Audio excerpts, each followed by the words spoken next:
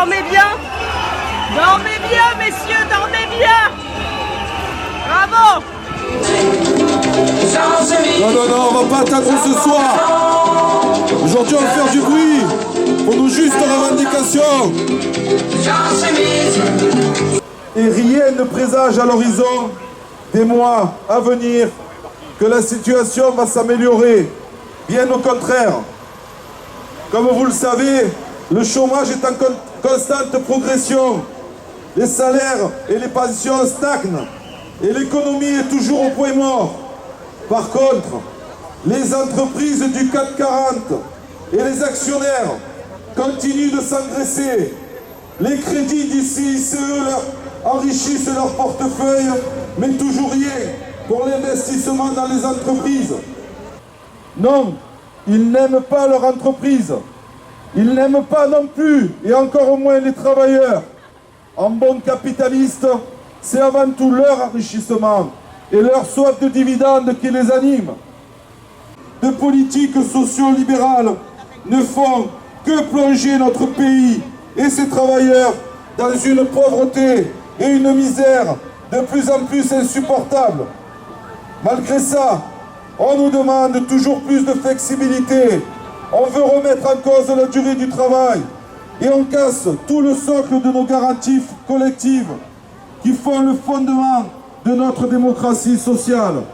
La seule façon de renverser cette tendance, c'est que les milliers de sans-culottes se mobilisent et exigent une autre répartition des richesses pour que les services publics retrouvent les moyens d'assurer la solidarité nationale et l'égalité de traitement pour tous, pour que nos entreprises puissent investir pour un développement harmonieux.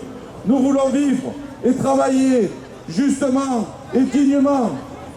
Et là, j'invite nos camarades qui ont prévu leur prise de parole à me rejoindre sur le camion plateau.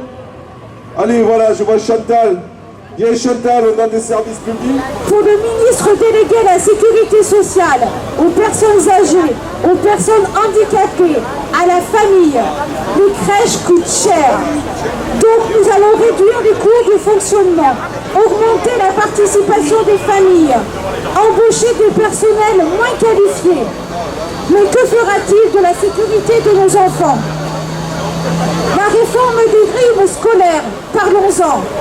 Elle représente une complète inégalité entre les territoires, une insécurité des conditions d'accueil de nos enfants, n'améliore en rien l'apprentissage des élèves, complique les conditions de travail de l'ensemble des personnels.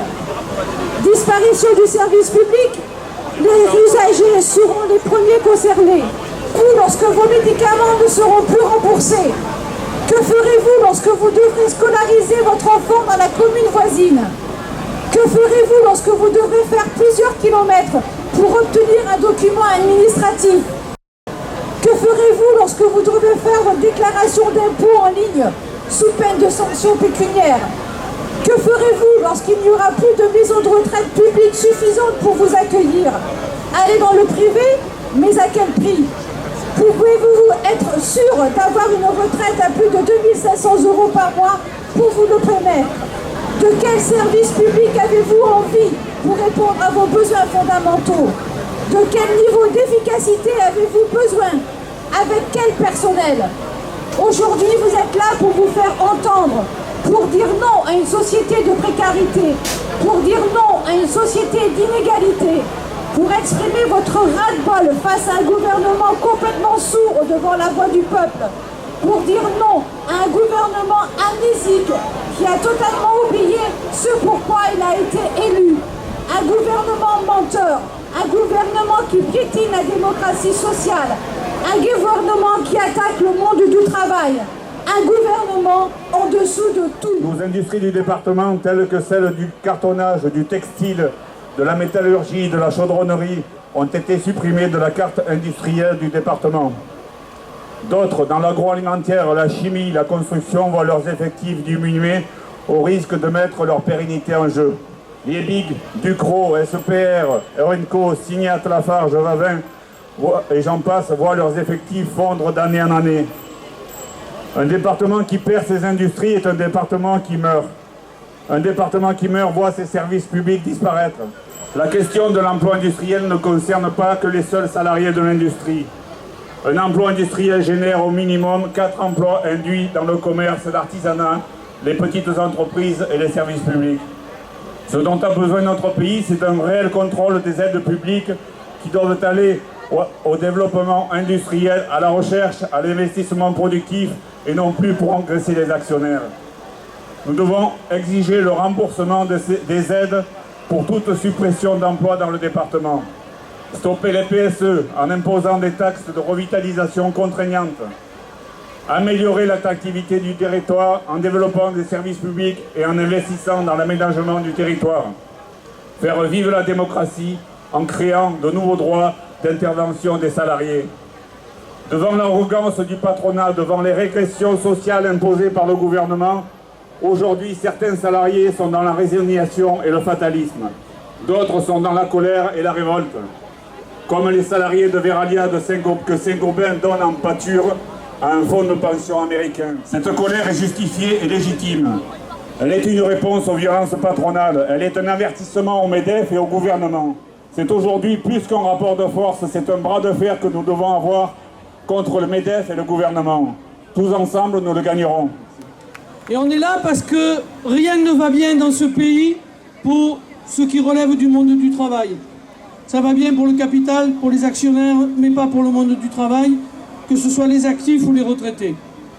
Les inégalités augmentent et dans les plus pauvres, on y trouve de plus en plus de retraités. Et en particulier de plus en plus de femmes retraitées. Nos pensions sont bloquées alors que le coût de la vie continue d'augmenter. Il est de plus en plus difficile pour les retraités de vivre. Ils font, contrairement à ce qu'on veut nous dire, de moins en moins de voyages. Ils sortent de moins en moins, ils ont de moins en moins de loisirs. Et pourtant, nous avons tous cotisé toute notre vie de travail. Bien se soigner, très compliqué aussi. Il manque de médecins généralistes où ils sont regroupés dans certaines zones du département. Il manque des spécialistes et eux, c'est sûr, ils sont tous regroupés dans des zones.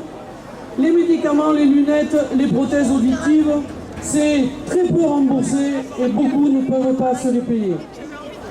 Les toubibs à domicile, quand on a un certain âge, c'est quand même indispensable, c'est de moins en moins possible. Et puis, la période où peut arriver la perte d'autonomie. C'est un vrai cauchemar pour la personne concernée et pour sa famille. C'est très compliqué pour trouver et pour payer surtout, parce que c'est très cher et c'est très très mal pris en compte. Qu'est-ce que c'est ce pays qui traite si mal ses anciens travailleurs? C'est bien un degré de civilisation qui est en train de baisser. Voilà pourquoi nous sommes là aujourd'hui et nous serons là tout le temps, chaque fois qu'il vous faudra, pour défendre nos revendications. En 2005, la CGT s'était insurgée contre la mise en place de la tarification à l'acte dans la santé et contre la loi HPST, responsable d'une marchandisation de notre système de santé. Nous ne soignons plus pour le bien de la population, mais en fonction de ce que cela rapporte. Le pacte de responsabilité voulu par Manuel Valls impose à la santé des économies drastiques de 3 milliards d'euros qui mettent en péril le bien-être de toute la population. Le projet de loi santé de notre ministre Marisol Touraine vient parachever le travail débuté depuis des années et mettre à nouveau dans le viseur du patronat le démantèlement des hôpitaux publics. Dans le Vaucluse, les dés sont déjà jetés. Regroupement des hôpitaux d'Avignon, de Cavaillon, d'Apt, de Carpentras, avec une absorption de l'activité lucrative par le centre hospitalier d'Avignon. Passage d'une grande partie d'hospitalisation, de chirurgie en lit ambulatoire pour diminuer les coûts de santé. Fermeture de la maison de retraite de Cucuron et de la maternité d'Apt. Projet de fermeture des urgences de Valréas et de Vaison-la-Romaine. Les urgences sont continuellement sous tension. La fonction publique n'est plus en mesure de répondre aux besoins des populations.